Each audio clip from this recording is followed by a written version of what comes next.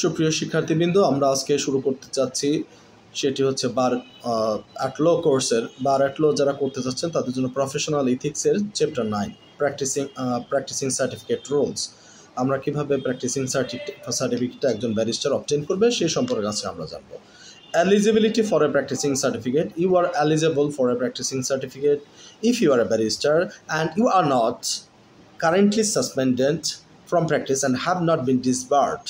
তাহলে তিনটা জিনিস, যে লাস্ট 5 ইয়ার্সের মধ্যে আমি যদি আমার প্র্যাকটিসিং সার্টিফিকেটটা অবটেইন করে থাকি উইদিন লাস্ট 5 ইয়ার্স, এবং আমার যদি বার স্ট্যান্ড বোর্ড আমাকে সাসপেন্ড করে না থাকে, আমাকে যদি ডিসবার করে না থাকে, অর্থাৎ প্র্যাকটিসের ক্ষেত্রে কোনো বাধা বা প্রতিবন্ধকতা কোনো শর্ত আরোপ করে না থাকে, তাহলে আমি প্র্যাকটিস করতে পারবো। তো you meet the requirement section 4 rule section 46 অনুযায়ী আমাদের কিছু রিকোয়ারমেন্টস আছে, সেটা আমাদেরকে ফুলফিল করতে হবে।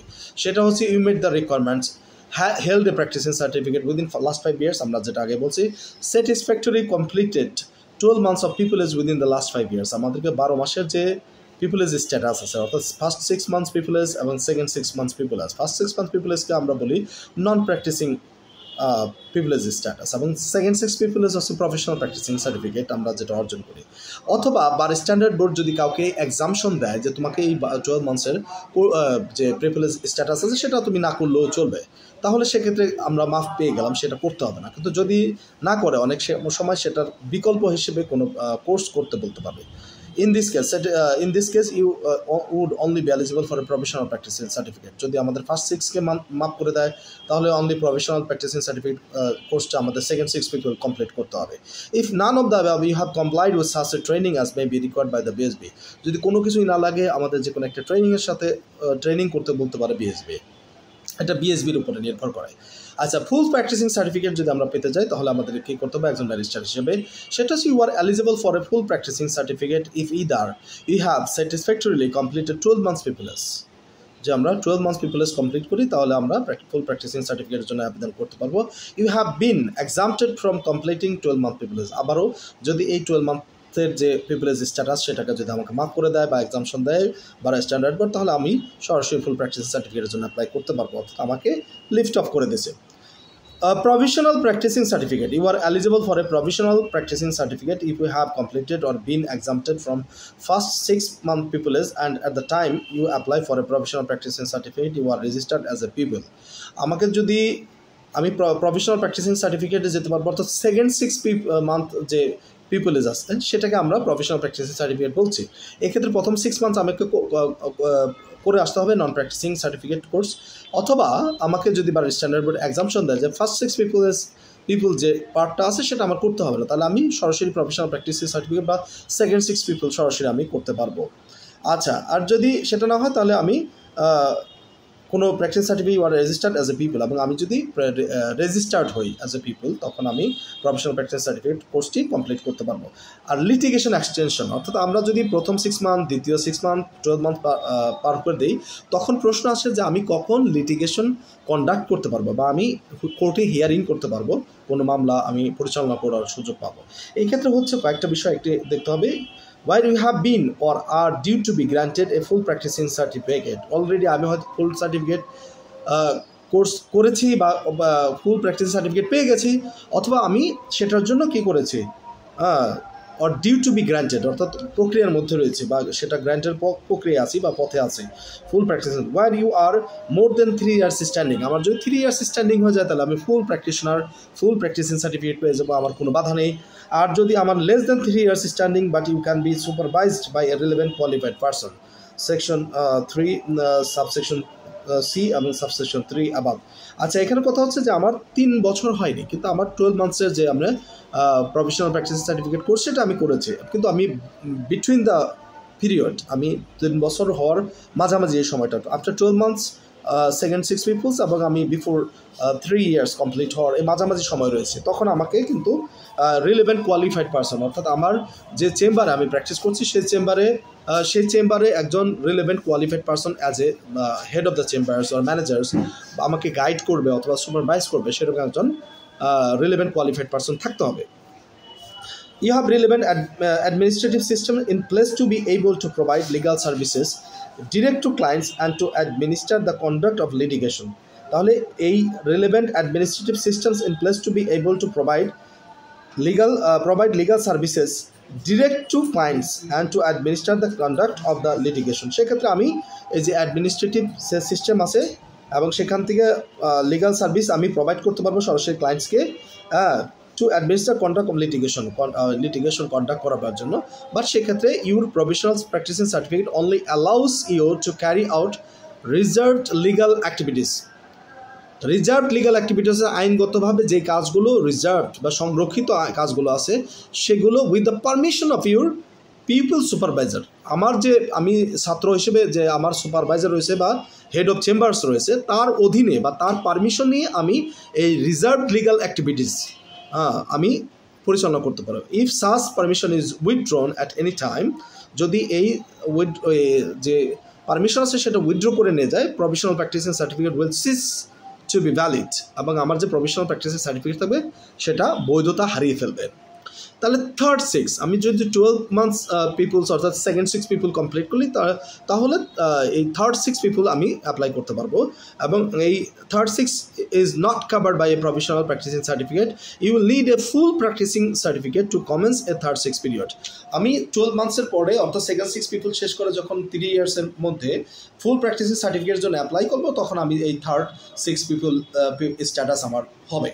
To obtain a full practicing certificate, you must complete a practicing period. আমার 12 months period শেষ করতে হবে। Submit a certificate of completion, the BSB. আমার এই 12 মান্থসের যে পিপলের সেকেন্ড 6 পিপল স্ট্যাটাস সেটা সার্টিফিকেট অর্জন করে সেটা বিএসবিকে করতে হবে, সাবমিশন দিতে হবে। Submit your people's checklist and completed records form. যে আমার যে কমপ্লিটেড রেকর্ডস ফর্ম আছে যে ট্রেনিং যে পেয়েছি সেটা পিপলের স্ট্যাটাসের সাথে আমাকে বিএসবিতে সাবমিট করতে হবে। They will check everything. And if satisfied, the BSB will issue a full qualification certificate, এবং বিএসবি তার অবজারভেশনের মাধ্যমে সব কিছু যদি সন্তোষজনক মনে করে দেন আমাকে ফুল কোয়ালিফিকেশন সার্টিফিকেট প্রোভাইড করবে। এখন কথা হচ্ছে যে full application for a practising certificate, যদি আমি এই ফুল প্র্যাকটিসিং সার্টিফিকেটের জন্য অ্যাপ্লাই করি তাহলে আমাকে কী কী জিনিস ফলো করতে হবে। You may apply for a practicing certificate by completing the relevant application form. যে বিএসবি কর্তৃক ফুল প্র্যাকটিসিং সার্টিফিকেটের জন্য যে আমাদের ফর্ম রয়েছে সেই ফর্মটা আমাকে ফিল আপ করতে হবে। This is now an online application using the my bar system, অর্থাৎ মাই বার লিখে যদি আমরা ওয়েবসাইটে সার্চ দিই তাহলে যে অ্যাপ্লিকেশন ফর্ম আসবে সেখানে আমরা ফুল প্র্যাকটিসিং সার্টিফিকেটের ফর্মটা ডাউনলোড করে এটা আমরা ফিল আপ করতে পারি। Submitting such information in support of the application as the BSB May require, এবং এটির মধ্যে বিএসবি যেসব ইনফরমেশন রিকোয়ারমেন্টস দিয়েছে সেই সব রিকোয়ারমেন্টসগুলো আমরা ফুলফিল করব, ইনফরমেশনগুলো আমরা দেবো এবং সাপোর্টিং কোনো ডকুমেন্টস যদি লাগে সেটা আমরা সাবমিট করব। Paying the appropriate practising certificate fee, আমাকে এই ফুল অ্যাপ্লিকেশন প্র্যাকটিস সার্টিফিকেটের জন্য যে নির্ধারিত ফি রয়েছে সেটা আমাকে প্রদান করতে হবে। এখন প্রশ্ন হচ্ছে যে অ্যাপ্লিকেশন ফরে আমি যদি হয়ে যায় তাহলে আমার পরবর্তী ফুল প্র্যাকটিসিং সার্টিফিকেট হয়ে গেল, এরপর আমি লিটিগেশন কন্ডাক্ট করতে পারবো কিনা সেটার জন্য অ্যাপ্লিকেশন ফর লিটিগেশন এক্সটেনশন, অর্থাৎ এই ফুল প্র্যাকটিসিং সার্টিফিকেটের মাধ্যমে আমি লিটিগেশন এক্সটেনশনের জন্য আমি অ্যাপ্লাই করবো। সেখানে আমাকে কী করতে হবে? You may apply for a litigation extension to a practising certificate by completing the application form and sending it to the BSB. Again আমাকে লিটিগেশন এক্সটেনশনের জন্য সেই ফর্মটা ফিল আপ করতে হবে, বিএসবিতে এটা পাঠাতে হবে। Confirming that you have or are due to be granted a practising certificate, আমাকে দেখাতে হবে যে অলরেডি আমি প্র্যাকটিসিং সার্টিফিকেট অবটেন করেছি অথবা এটি প্রক্রিয়াধীন রয়েছে আমাকে গ্র্যান্ট করার জন্য বা ডিউ রয়েছে, যে কোনো সময় আমি পেয়ে যাব। Paying the application fee and litigation extension fee, দুটো জিনিস দিতে হবে, একটা হচ্ছে অ্যাপ্লিকেশন ফি দিতে হবে এবং লিটিগেশন এক্সটেনশন ফি আছে আরেকটা, সেটি দুইটা ফি যে আছে সেটা আমাকে প্রোভাইড করতে হবে। Confirming in such form as the BSB may require from time to time that you meet the requirements for administrative system and procedural knowledge.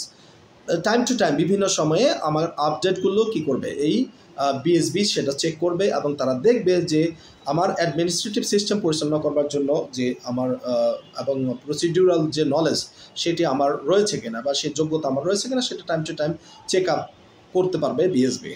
আচ্ছা, এখন মিসসেলেনাস রুলস অ্যাবাউট অ্যাপ্লিকেশন, তাহলে আমরা এটা করে অ্যাপ্লিকেশন ফিল আপ করলাম, সেটা পাঠিয়ে দিলাম বিএসবি, আমরা সেই প্র্যাকটিসিং সার্টিফিকেটের ফি যে অ্যাপ্লিকেশন ফি এবং লিটিগেশন এক্সটেনশনের যে ফি আছে সেটা আমরা প্রোভাইড করলাম এবং এই কনফার্মিং ইন সাচ ফর্ম আমরা সেখানে কনফার্ম করলাম যে বিএসবি ইচ্ছে করলে যে কোনো সময় আমার যোগ্যতা, আমার অ্যাডমিনিস্ট্রেটিভ সিস্টেম সম্পর্কে যে আমার ধারণা বা সে যোগ্যতা এবং আমার প্রসিডিউরাল যে নলেজ আছে সেটা সম্পর্কে টাইম টু টাইম তারা যে কোনো অবজারভেশন করতে পারবে এবং চেক করতে পারবে এবং রিকোয়ারমেন্টসগুলো আমি ফুলফিল করতে পারি কিনা সেটা তারা চেক করতে পারবে বা দেখতে পারবে। আচ্ছা, miscellaneous rules about application. The BSB may require from the application or a third party such additional information, documents or references as it considers appropriate. যদি তারা নিজেরাও করতে পারে বা থার্ড পার্টিকেও দায়িত্ব দিতে পারে এটি চেক আপ করার জন্য। You are personally responsible for the application and any accompanying information submitted to the bar council. আমরা যেই ইনফরমেশন এই দিয়েছি, সাবমিট করেছি এবং ইনফরমেশন দিয়েছি সেগুলোর জন্য আমি পার্সোনালি দায়ী থাকবো। You must not submit information which you do not believe is full and accurate. আমি যদি কোনো ইনফরমেশন মনে করি যে পরিপূর্ণভাবে সঠিক এবং শুদ্ধ নয়, তাহলে আমি সেটি অবশ্যই প্রোভাইড করব না এবং নিশ্চিত না হয়ে আমার দেওয়া উচিত হবে না।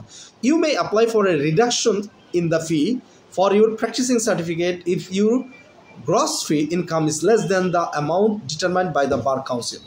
বার কাউন্সিল আমার যে বার স্ট্যান্ডার্ড বোর্ড যেই ফিটা ধরেছে সেটি যদি আমার কাছে মনে হয় যে এটা অনেক বেশি বা আমার গ্রস ইনকামের চেয়ে অনেক বেশি, তাহলে আমি অ্যাপ্লাই করতে পারবো এটা এই ফিটা যেন প্র্যাকটিসিং ফি বা লিটিগেশন এক্সটেনশন ফিটা যদি অ্যাপ্লিকেশন ফি আমাকে একটু কমিয়ে দেয় সেজন্য কিন্তু আমি অ্যাপ্লিকেশন করতে পারবো। এখন আমরা এই নোটটা, যেটা সংক্ষিপ্ত নোট, আমাদের কাছে পুরো ডিটেলস রয়েছে বিএসবি, সেটা আমি এখানে দেখাচ্ছি, আপনারা এখান থেকে দেখতে পাবেন এটি পরিপূর্ণভাবে আপনাদের কাছে যাচ্ছে কিনা। পরবর্তীতে এটা হয়তো উল্টো হয়ে যাচ্ছে, কিন্তু আমরা এটা আপনাকে পরবর্তীতে দিয়ে দেবো এবং ইমেল করতে পারবেন। আমাদেরকে যদি ইমেল করেন তাহলে ইমেলের মাধ্যমেও আমরা এটা প্রোভাইড করতে পারবো এবং এটা যদি আপনারা প্রিন্ট করেন উল্টো করে ছবি তুলে তাহলে হয়তো এটা আসবে, কিন্তু আমরা আপনাদেরকে পরবর্তী ভিডিওগুলোতে অবশ্যই এবং ইমেলের মাধ্যমে আমরা এটা দেবার চেষ্টা করব। এবং আমাদের কাছে পরবর্তী পেজটা আছে, আপনারা এটি আবার প্রিন্ট করে আয়নার সামনে ধরলে আপনারা পারবেন এবং সেটা থেকে আবার দ্বিতীয়বার যদি ছবি তোলেন তাহলে আপনারা এটা পেয়ে যাবেন। আর আমরা যে কোনোভাবে আপনাদের সাথে এঙ্গেজ থাকলে আমরা এটা প্রোভাইড করবো, ইমেল হোক বা অন্য কোনো মাধ্যমে হচ্ছে, আপনি এটা পেয়ে যাবেন।